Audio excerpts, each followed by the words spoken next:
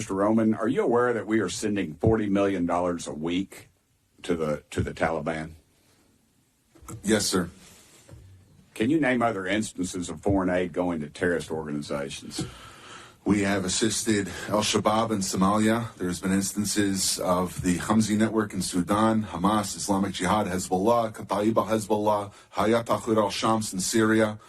Dozens of terror organizations have received indirect assistance from U.S. foreign aid.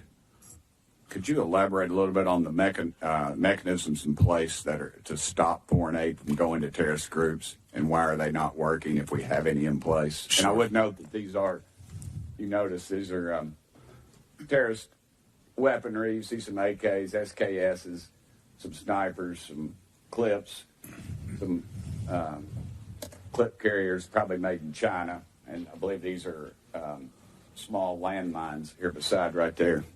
Let's use Gaza as our case study. $2.1 billion in American taxpayers' money to Gaza since October 7th when Hamas invaded southern Israel.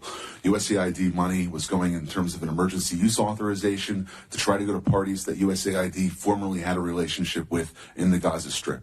They had to have been vetted by OFAC. They should have been vetted against the special designated terror list from the State Department and from other Treasury organizations. Waivers were granted because they said that there was an emergency use to have that money come in to Gaza, thereby jettisoning the usual typical screening procedures. As a result, 90% of aid that was going from the United States by way of its agents in Gaza ended up in Hamas-controlled areas. And this is ridiculous. Essentially, what the U.S. assistance to Gaza did was underwrite the ability for Hamas to survive until the ceasefire was just passed a few weeks ago. There was no strategic thought for it, and there was no screening. Seems like the emergency might have been armed terrorists to kill civilians. Would that be accurate? That's accurate, and even more than that, Samantha Powers, the administrator for USAID, was intent on having Israel not be able to defend itself. To not be able to defend it. Correct.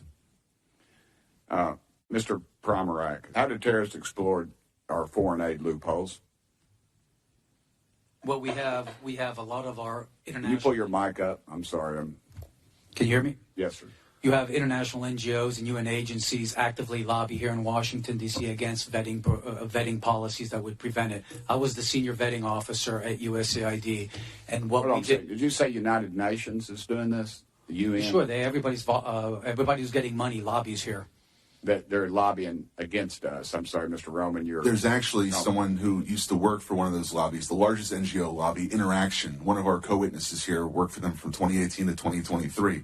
USAID effectively self-funds its own external private lobby that then goes back to Congress and asks for more money for USAID. So the taxpayers fund this lobbyist who's working against American interests. Correct. Possibly killing our allies and possibly Americans. They bring together groups in Washington that overseas work with groups that kill Americans. Yeah, I don't need a flow chart to show that. I appreciate it. Do you think USAID programs have been aligned with the national security interests of the U.S.? No, they have not. They have actually helped China. Mr. Roman? No. Okay. How do these programs compromise our national security, Mr. Pomeroy? They actually push China. They actually push much of the world towards China on the green energy agenda.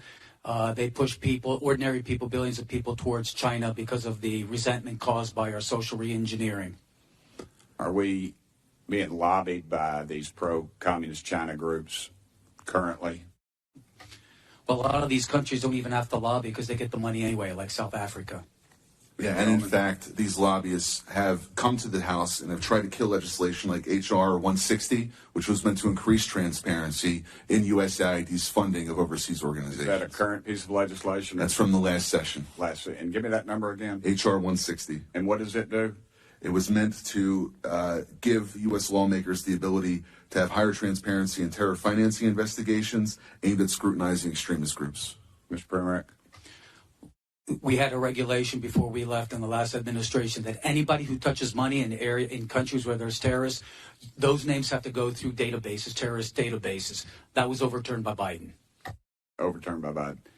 Chair Lady, I am currently 5 seconds, but I wanted to mention something. There's a lot of rhetoric used on this committee, and I would urge my friends on both sides of the aisle, let's stick to the actual information.